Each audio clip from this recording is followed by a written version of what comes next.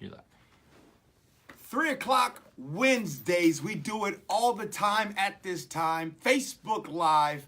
I'm G. Scott. Really appreciate you guys tuning in. Means the world. I'll wait a little bit so some of you guys can kind of jump in and say hi and all that kind of good stuff. I hope you guys are having a great Wednesday. You know that my show is every single night here on KIRO FM 97.3 in your car, or KIRO Radio on your phones or on your apps, or whatever the case might be. Every night, KIRO nights from 7 to 10 p.m. we have a party. It is a great time. If you haven't had an opportunity, make sure you check. We're starting something new today, by the way. We're starting something new at 7:20.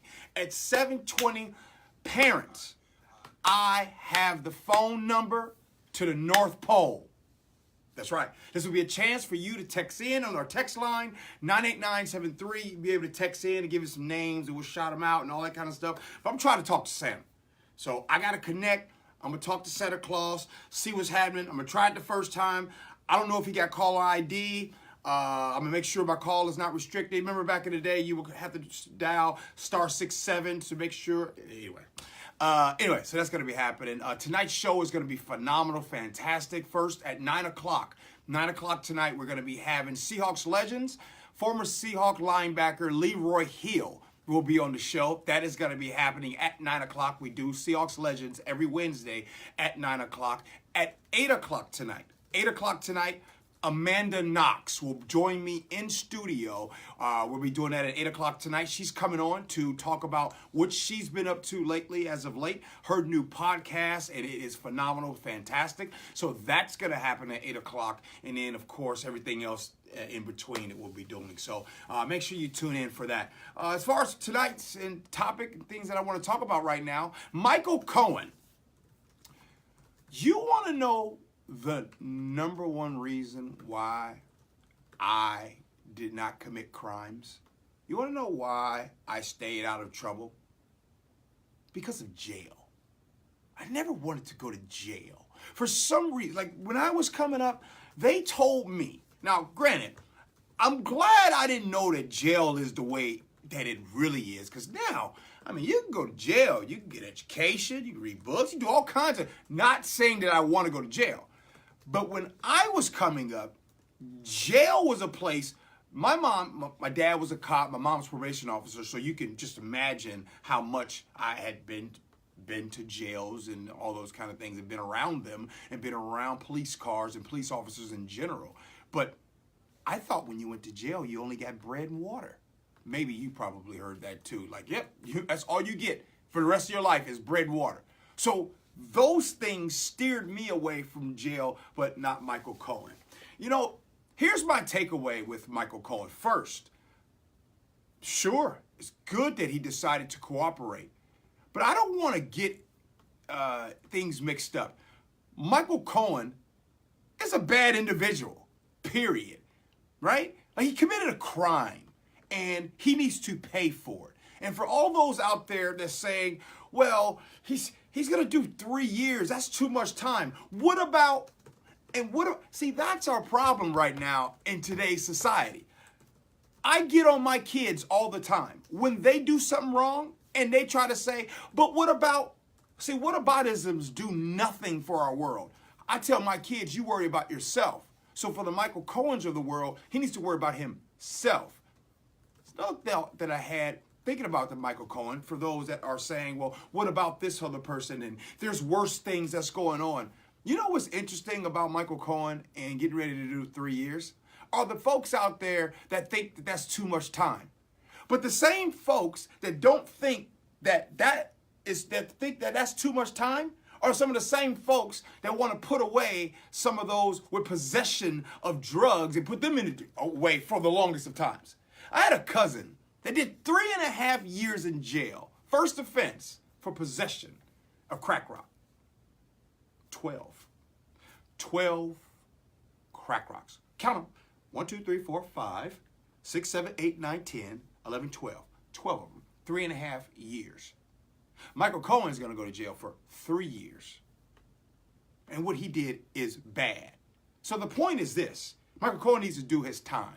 And everybody affiliated. So if Michael Cohen had clients that was doing bad stuff. I don't know who Michael Cohen's clients are. I'll let you guys figure that out. But whoever his clients were, if he was doing bad, then everybody needs to pay. It's interesting right now because it feels and seems like now that, because before, I remember Michael Cohen's tweet. Michael Cohen had a tweet in December of 2015 talking about Hillary and talking about if she did, the whole lock her up. Anyway, it was talking about if she did a crime, need to make sure they need to put her away.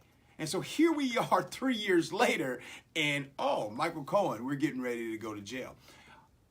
But what's interesting is we got to make sure that we continue to not lower the bar based on when someone gets in trouble. Because before it was hiding the fact that the crime that you are on.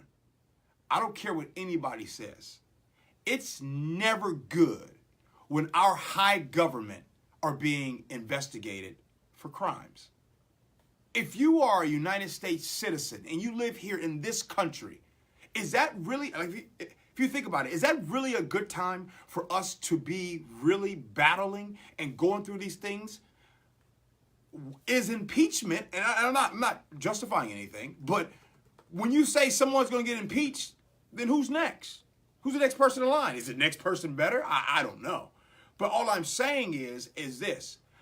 I don't celebrate any of this stuff going on because it's not a good thing, right? It's not a good thing when people are going through this because no matter what, we all live in this country and it looks bad on us to the outside world, number one. And number two, it makes us kind of vulnerable during this time. Hopefully nobody tries to attack us. And I'm not trying to be that serious, but I think you understand what I mean, right?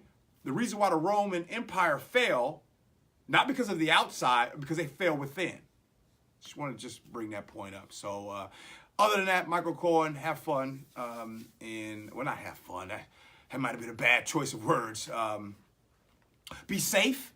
No, because he's in New York, so I think he wanted to go somewhere close to his family. So his jail is going to be different than the jail that my cousin went to for the 12 crack rocks. You know what I mean? It's like there's two different jails. Like there's the uncomfortable jail and there's a comfortable jail. It's like they said in Goodfellas. All right, take me. I'm ready to go to jail now. Could you imagine that? Like, yeah, I'm ready to go to jail. So that kind of comfort in jail. So again, boys and girls, ladies and gentlemen, the moral of the story is you don't want to go to jail. Don't commit crimes. So we got anything, Simeona? Yeah, so just the question was asked, was Michael Cohen's 3-year prison sentence too lenient or too harsh? I think his prison sentence was too lenient. Too lenient. So we have a poll up here, and so far it's 50-50 between too lenient and too harsh. Jason Hunt says it's too harsh. It would have never happened if not for a collusion witch hunt. Whereas Mike Wald says 3 years isn't enough. Needs to be 15 to 20. This is a big deal. We need to round the rest of these folks up. So very differing opinions here. I learned something, right? The Seahawks and the offensive line. And I'm going to ask you a question. And you don't have to answer it if you don't want to. But I'm going to ask you a question about the offensive line for the Seattle Seahawks. And here's my question. Who is the worst offensive lineman for the Seahawks? Whoever the person that you just said, the reason you have that opinion is because of what you heard others say. 90% of the time, and what I see all over social media, is that we regurgitate what it is that we hear somebody else says. Most of our opinions are the opinions of someone else. So whoever it was that came and said the witch hunt, the fake news, all of these talking points, are those your words? Where does that come from? You see what I'm saying? We have a lot of followers out here that just repeat what others say all the time.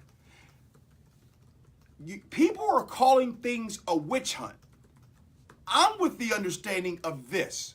Where there's smoke, there's fire. Now, Michael Cohen said 3 years ago about Hillary, and a lot of folks said, lock her up. Now, here we are 3 years later, Michael Cohen is going to jail, and now the conversation is, that's too much time. Well, why won't the same people that said lock her up say lock him up? And so, so as far as the witch hunt, I'll leave it at this. Yes or no? Did Michael Cohen commit a crime?